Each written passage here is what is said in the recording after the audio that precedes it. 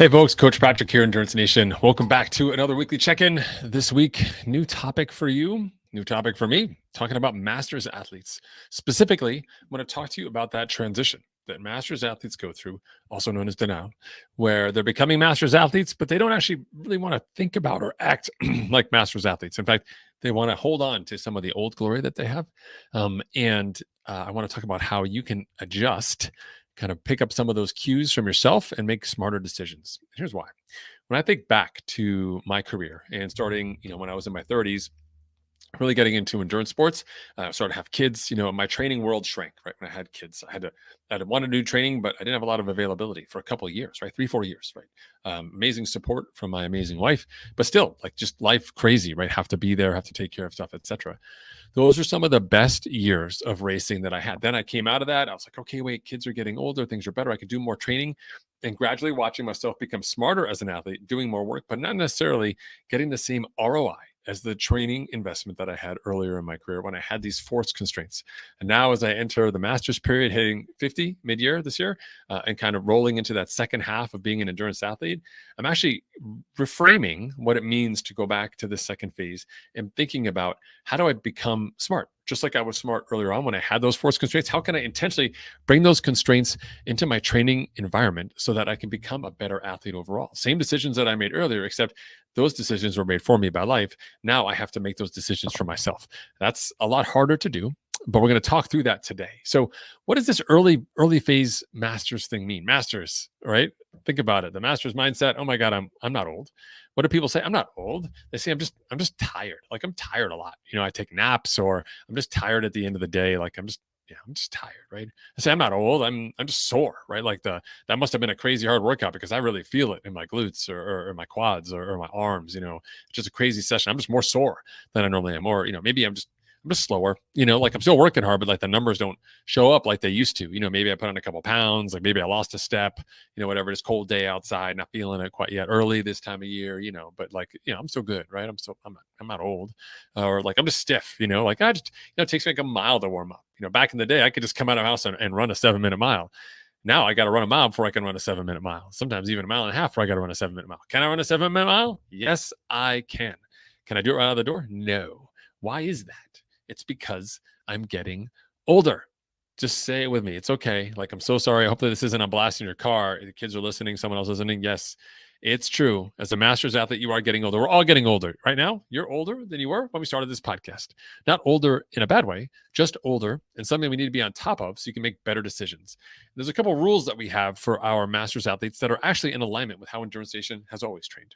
Since 2007, we've had protocols in place that help athletes understand how to get the most out of their training to have better results, not just from a fitness perspective, but also better results on race day. You ready for them? Here we go. Number 1, quality over quantity. I love to train. I love volume. I've got time in my day with my work style and my life to be able to do more volume. But as I become a master's athlete, I have to go back to the basics of Endurance Nation, quality over quantity. A good 45-minute workout trumps 90 minutes of just kind of wandering around on my bike. Sure, those days matter. Every once in a while, getting under your bike and wandering around is great. Going for a long hike or a long aerobic day, great. But is that what's really making me better or stronger? No. So getting back to an emphasis on saying, I need a quality session, put that session into a box, get the session done, check that box, move on. Get on the rest of my day. That beats the quantity side every single time. You really need to think long and hard about that one, because we often benchmark ourselves against our peers, and our peers are not following this model. They're on Strava. You join a challenge, like, I'll do the Nabisco December kilometer challenge. What place am I in? And you're like, I'm in 95,000 millionth place. How's that possible? Who's in front of me? And like, apparently the entire planet has been biking like all this time. Like, the dude in first place lives in Thailand, and he's got like 9,000 miles. It's only been 3 days. How does the guy have 9,000 miles in 3 days? I have no idea. And even though maybe part of you says that's probably not real, another part of you is like, but man, I don't, only got like 70 miles. Like, what's the story? I'm just really not doing well. And we judge ourselves against others, and we lose sight of the fact that quantity allows us to become stronger, allows us to recover better, allows us to get in that mindset of developing that mental six-pack that makes you stronger, not only on the key sessions, but also on race day as well. So quantity over quality, one of our key parts here inside Endurance Nation. Next one for you, fast and far. I love to say it, but we love to go fast and far. So I'd much rather take that quality aspect, put some good work inside of it, and later on, once we've gotten you strong, we add the volume. That's really important as you become a master's athlete. When we focus on getting stronger inside Endurance Nation, that means you're doing hard work, but also lots of rest as well. Those are commensurate. Equal work, equal rest allows you to develop, adapt, and become stronger. If we just go out and say, hey, go run 3 hours this weekend, go ride 3 hours this weekend, it's the winter, it's base training. Just put all that base training in. You don't have the physiological strength to be able to maintain that and actually not have a form breakdown. Most of us, our form breaks down on the run after about an hour, hour and a half. On the bike, over time, like we get stronger across the course of a season, but beginning of the season, it's hard for you to hold the position on your bike and stay there long without discomfort and pain, right? And you're not really riding well. You're just going around in zone one. You're trying to keep your heart rate playing defense against actually going too hard to see any type of effort show up. There's a methodology behind that. I get it. But most of us actually have jobs, lives, social commitments, etc. We don't have the luxury of spending 5 hours outside on a bike in a day. Zone one, like behind my computer right now, tons of snow and ice. Like I'm not getting outside. I'm not spending that time out there, right? And so we think about building fast and then adding far. By building fast, we develop that core competency. We develop the skill set, the fitness early in the winter without worrying about putting excessive volume on. And then as we move into the season, we start spreading out that training stress in a way that allows us to distribute it across time in a way that is closer to what we're trying to achieve on race day. And that allows us to judiciously apply our efforts and grow into the volume that we need to have, as opposed to assuming volume is always there and we want to get after it. In reality, for most endurance athletes, the strength and the speed isn't there. We just leave that far behind and we spend lots of time just doing zone 2 time, happy, go out, hang out, chat. And then on race day, we have expectations for ourselves. We invert that by saying fast, then far inside Endurance Nation. All right, last one for you. Consistency always wins. Consistency beats flashy, right? I'll take it. Tortoise versus the hare every day. Turtles all the way down. We want you to be turtles because we want you to understand that every day, adding up that discipline, adding up that work over time allows you to create a level of momentum and a level of resilience that trumps any session, right? So it's very easy when you're younger to be like, just, do more on the weekends. Who needs to recover? I'll still go out with my friends. We'll party. And I got to go to work early, pull an all-nighter or whatever. It is easy to do when you're 25, 26, 27. As we get older, that doesn't work as well, but we can still outperform our younger selves and even some of the younger competition by focusing on consistency. How do I create that schedule? By now, at this point in your life, the things that work for you for scheduling and things that make a successful week and things that don't, right? So let's do more of the things that work, less of the things that don't. Let's get into a place where we're not playing catch up. We're not trying to force anything to happen. And instead we're saying, hey, I'm just a metronome over here, day after day, week after week, month after month, building this engine that's practically unstoppable, right? And that is actually really powerful. There's a skill and a discipline in maintaining that level of consistency, which again, pays dividends not only on race day, but also beyond that in other aspects of your life as you start to develop the rigor of creating habits and following through. I'm amazed at the number of people who say, oh, are you, I told them I'm learning a language, or I'm learning Spanish using Duolingo. They're like, oh, how you doing? Like, I don't know, I'm like a 900-day streak. They're like, you've been doing it for 900 days straight? I'm like, sure. Like, that's insane. I'm like, no, it's not. I do many things every single day. I've got lots of streaks going on. Like, that's just part of my DNA as an athlete, is that I get up and I do something that's part of what I do every single day. I'm investing that time in the outcomes that I want. And that's really powerful, right? Doing that consistency piece. So never lose sight of that. So to recap for you, quality than quantity, fast and far, consistency beats flashy. All right. Okay. So let's talk about some strategic steps you can take when you're in this denial phase and the I'm not old phase. What are some things you can actually do? I'm here to help. So I want you to go through this process and just kind of either pick 1 or 2, maybe 3. You're a little crazy. I don't know. You're still crazy aggressive. Let's see what we can find as a way to sort of crack that code and put you in a better position, because you start to notice making subtle changes yields better outcomes. You can get better over time, make a higher level of better decisions that again leads to better outcomes for you. Okay. So number 1. I talked about consistency earlier. This time I'm going to talk about daily movement. So I'm not really worried so much about, are you biking in zone 3 or are you running at a certain level? Or are you doing that key workout? When all else comes, push to shove, just stay active. Even if you have to go outside and just walk for half an hour or walk after dinner or take a lunch break with a walk, just on sessions, days you can't work out. It's amazing to me. People are like, it's not a workout. You won't believe the fitness differential between someone who trains 4 hours, 4 days a week and does not train the other 3 days, and someone who trains 4 days a week, but then walks an hour on those 3 days. Literally, it's mind-boggling how much stronger, resilient, and fitter the people are who keep the 7 days going, even if they wouldn't consider them to be training sessions. Like, I'm not really working out, I'm just walking my dog. You wouldn't believe it in terms of overall consistency and strength, functional movement, etc. So stay active and factor in daily movement, right? For those of you who love the 2-a-day training sessions, anybody? Like, do a training session in the morning and do that walk at night. Like, it adds up. It's easy to do. It's completely socially acceptable. Gets you away from your devices, outside of the house, maybe a little bit of sunlight in your life. Pretty good, right? Sounds like low-hanging fruit, and it really, really is. So take advantage of it. Number two, I want better bread.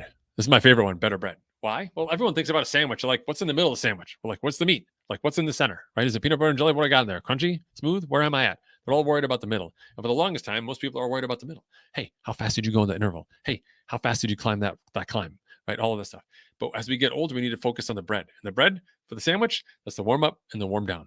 Becomes more and more important. So you definitely need to make sure that you've got not just a deliberate time set for both warm up and warm down, but you may even want to have a deliberate ritual. Inside Indoor Station, we've got a tempo block for the bike, sometimes for the run, depending on the level you're at, to actually focus in and notice the RPE of that tempo and your other numbers, your power and your heart rate. Where are you at? If those numbers are off significantly or consistently off, then we make adjustments on your training so you don't go wrong. But that warm up, regardless, becomes a device that helps you get ready. It prepares your body for the work that's coming, and it allows you to do the work that you want to do at that high level of intensity that's going to create the adaptation that you want. So warm ups aren't a waste of time as you get not old, because you're not getting old, right? Totally. No, not you, not me, not old. No way. Oh, okay. Next thing you want to think about, number 3 here on the list, is macro level recovery. Because you're in denial about getting old, you probably don't want to buy protein shakes and put your legs up and do all that stuff. That's for other people, right? You got still busy, right? You still got high expectations, cramming those workouts in, etc. So if you don't want to play that game, then focus on macro recovery. So easy, low hanging fruit for macro recovery, great sleep. Just get good sleep. So get back to 7 hours, get back to 8 hours. If you're like, I'm a 5-hour kind of night kind of person, I hear you. That is beyond suboptimal. If you talk to any medical professional, athlete or non-athlete, doesn't work. Terrible, terrible health outcomes if you're not getting good sleep. So prioritize that sleep and get in there. So if you're still rushing through the day and cramming workouts in and life is hectic, etc., that's fine. Just make sure you have good sleep hygiene and you get good sleep. Another version is making sure you have a whole day of rest in your week. If you can't manage that sleep stuff, give yourself a day to sleep in and a whole day of just being kind of lazy around the house doing some other stuff if that's possible, right? If that's inside your world. So any way you can factor in some of that macro recovery, and you start to notice that, on the days I get good sleep, the next day I have a great day. And also a great training session. Or on the weeks that I actually get in that rest day, I have a great next week. I'm great Monday through Wednesday when it used to only be good Monday, right? Because I've had that rest cycle, I've been able to improve. So just trying to create little opportunities for you to notice that by being strategic in the distribution of your effort, you'll actually get better outcomes, all right? And last but not least, fuel your days. We've gone from first fueling our workouts, like I'm going to do this hard workout, I need a gel, I need a block, I need a bar, I need a juice, I need a whatever, to now thinking more about fueling your days. Nutrition is actually important across the course of your day. As we get older, we become more sensitive to certain types of food, but we also notice the deficits like dehydration or missing key vitamins much more significantly. So making sure that as you move to different cycles and as you move across a week from, say, doing shorter, harder workouts to maybe longer stuff on the weekends, that you actually anticipate some of that workload and adjust your nutrition accordingly. Listen, middle of your life, not only do you have money to go buy groceries, you're actually in charge of buying groceries and you're in charge of probably putting them together into some form of meal. Be intentional, be deliberate about this. Make sure that before you go out for a big Saturday, that you have a good dinner on Friday night, right? Don't wing it. There is no wing it. When you run out of calories on a workout and when you're not taking care of yourself by staying hydrated, you're actually really dampening the effects of the training session, but you're also creating a cascading set of problems that are completely avoidable if you take care of yourself. All right. So to recap, number 1, daily movement really makes a difference. Connect those days. Number 2, better bread. Let's make sure we get that warm up and warm down in. So we're really on track. Number 3, macro recovery. I understand you don't want to put your legs up after a session. You got to hop in a car, go carpooling or something else, or hop on a Zoom call, whatever it may be. That's fine. Get good sleep or build in that rest day every single week. And finally, fuel your days. Stop worrying so much about that workout and understand that good, clean eating, consistently done over time, well balanced and adjusted to your training load is going to set you up for a fantastic week. Now, I know you're still not old, but maybe you can still learn a few new tricks, right? Just like me.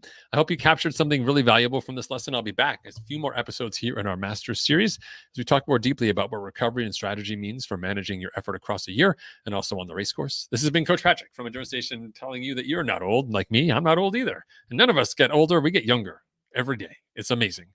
But regardless of what your age is or where your age is headed, you can be smarter. We can always get 1% smarter. And I hope this episode helped you. If you did like it, share it with a friend. Otherwise, I'll see you next time in our next episode. Take care, everyone. Be well, be safe.